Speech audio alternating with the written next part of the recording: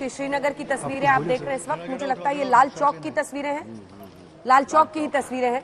और देखिए वहां पर तिरंगा लहराते हुए आपको लोग दिख रहे हैं, अपनी बात कहते हुए दिख रहे हैं। ये तस्वीरें हैं श्रीनगर के लाल चौक की। कुछ बोलो आप। अगर हमारे सहयोगी भी वहां से मिले तो वहां की तस्वीर और वहां का नजारा हम अपने दर्शकों को बताएंगे। ये देखिए तिरंगा आसमान में लहराता हुआ, लोगों में एक जोश भरता हुआ। कश्मीर को भी एक बड़ी उपलब्धि के तौर पर अनुच्छेद 370 को लद्दाख में के हिस्से में जो बच्चे बैठे थे वहां भी पीएम अलग से गए। इस पर जल्दी से सुधांशु जी एक कमेंट आपसे। और ये भ्रष्टाचार के पास में ये लोग जो विपक्ष का बार बार कहना, वो कहते हैं कि कोई भी निर्णायक रूप से कोई मामला आप लोग ले नहीं जाते हैं, बस उसको धीरे धीरे धीमी आंच पे सुलगाते रहते हैं विपक्ष के खिलाफ, जो आप 24 तक करते रहेंगे। देखिए लाल चौक का नजारा पहले तो मैं लाल चौक पर प्रतिक्रिया देना चाहूंगा।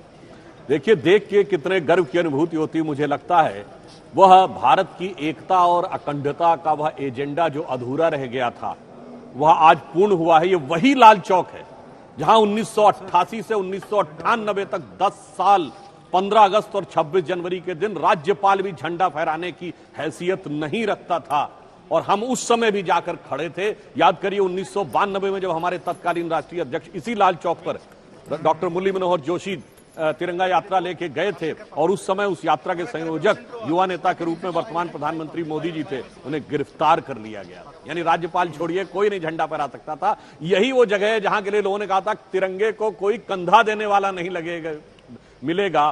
तो मेरे विचार से उन सारी चीजों के लिए राष्ट्र की संवेद शक्ति ने, मैं भाजपा के लिए नहीं कह रहा हूं, राष्ट्र की संवेद शक्ति ने आज उसका उत्तर दिया है कि तिरंगे को कंधा देने वालों को, चुनौती देने वालों को यह पिक्चर, यह दृश्य चुनौती दे रहा है। अब मैं भ्रष्टाचार के ऊपर आता हूं। देखिए, जब न्यायिक प्रक्रिया की बात होती है तो मैं एक उदाहरण देना चाहता हूं। प्रधानमंत्री श्रीमती इंदिरा गांधी जी की प्रधानमंत्री आवास में हत्या हुई थी। इसके बाद तो कहीं कोई समस्या नहीं रह जाती है। कितने महीने में हो गई थी सजा? 10 साल लगे थे कि नहीं? इससे ज्यादा तो कोई सबूत की गुंजाइश नहीं कि सीधे सबके सामने हत्या, प्रधानमंत्री आवास के अंदर हत्या। उसके बाद एक प्रक्रिया है।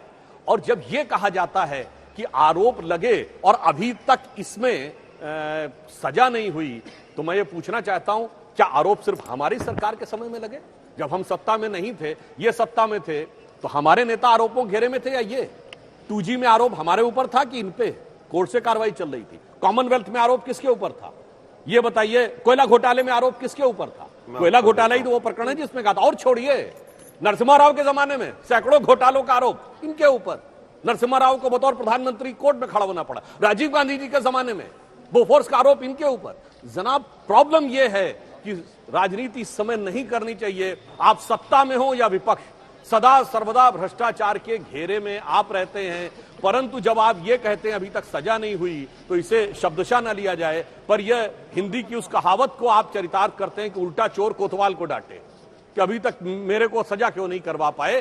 तो इसलिए मैं कहना चाहता हूं, भ्रष्टाचार के मुद्दे पे ईमानदारी से बात करिए। आज तक के भारत के इतिहास में मंत्रियों नहीं, प्रधानमंत्री यदि आए हैं संदेह, इतने वरिष्ठ लोग बैठे हुए हैं, विनोद अग्निहोत्री जी और प्रभु चावला जी, पहली बार संदेह का घेरा कब आया था? नागरावाला केस में इंदिरा जी के ऊपर, परंतु वो अस्पष्ट था। फिर प्रत्यक्ष संदेह का घेरा आया बोफोर्स केस में राजीव जी के ऊपर। फिर नरसिम्हा राव जी के जमाने में तो सीधे सीधे उनको कोर्ट में खड़ा होना पड़ा हटने के बाद। फिर मनमोहन सिंह जी के जमाने में तो पीएमओ को लेकर ही वो आया था, सीबीआई जो है वो तोता है। तो आपके यहां तो सीधे प्रधानमंत्री लोग रहे और आपके सत्ता काल में रहे, इसलिए यह अनर्गल आरोप लगाना उचित नहीं। मैं उत्तर देता हूं। ठीक है, इसका जवाब आलोक जी दे दीजिए। फिर आप मुझे लगता है 2G में क्या हुआ देश जानना चाहता है। ये जांच कहां तक पहुंची है अभी? वो जज कह गए कि 1 साल तक मैं बैठा रहा और मुझे कोई सबूत नहीं मिला। अब 5G का समय आ गया है। 5G के ऊपर जांच जिस दिन शुरू होगी उस दिन पता चलेगा। दूसरी चीज, कोलगेट में जिस दिन से सुप्रीम कोर्ट का निर्णय आया उसके बाद से कितने कोलगेट के अंदर लोग अंदर चले गए, जरा बता दीजिए। कॉमनवेल्थ में आज कौन कौन अंदर है, जरा वो भी बता दीजिए। बोफोर्स में अरुण जेटली जी ने कहा कि अपील में भी नहीं जाएंगे, इसमें कुछ नहीं हुआ था। इसलिए अनर्गल बयान देना बंद करें।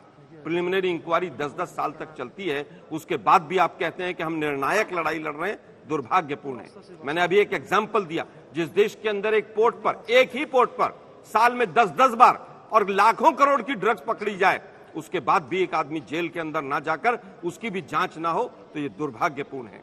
दूसरी चीज, अभी मोदी साहब ने कई चीजें कही। उन्होंने जुमलों की जो बरसात पहले की थी, आज शुक्र है कि वो 100 लाख करोड़, 110 लाख करोड़, 120 लाख करोड़, आज देश की जनता को कम से कम उनसे ऐसी उम्मीद नहीं थी कि ऐसा वो करेंगे, निजात मिली। एस्पिरेशंस की बात की है मोदी साहब ने। 50 साल की बेरोजगारी दर हाईएस्ट है और एस्पिरेशंस है। एस्पिरेशंस केवल हम दो और हमारे दो के पूरे हो रहे हैं। किसानों की बात क्यों नहीं करते मोदी जी? आपने तो कहा था 2022 में किसानों की आमदनी डबल हो जाएगी। 32 रुपया पर किसान से लेकर घटकर 27 रुपए पर आ गया। मोदी जी उस पर भी बोलिए। आर्थिक विकास की बात कर रहे हैं, 60,000 एमएसएमई बंद हो गई। आज देखिए किस तरह से मात्र 1 जून के महीने में 1.4 करोड़ लोगों का रोजगार चला गया। जय अनुसंधान की बात कर रहे हैं मोदी साहब। अनुसंधान में डीआरडीओ और तमाम जितनी अनुसंधान की जितनी भी ऑर्गेनाइजेशंस हैं, अनुसंधान का रिसर्च का पैसा उसके अंदर घट गया। यूजीसी से लेकर डीआरडीओ से लेकर और कहीं तक आप चेक कर लीजिए। ठीक है। इसरो के अंदर भी जिस तरह से अनुसंधान का पैसा कम हुआ। मोदी साहब, चीन 9 जगह हमारे यहां पर देश में घुसकर बैठा हुआ है। आप चीन का नाम लेने तक से डरते हैं। केवल लोगों को जुमलों में मत घुमाइए। आप आज चीन पर चर्चा चाहते हैं? बिल्कुल, क्यों नहीं? विदेश नीति पर क्यों नहीं चर्चा होनी चाहिए? ठीक है।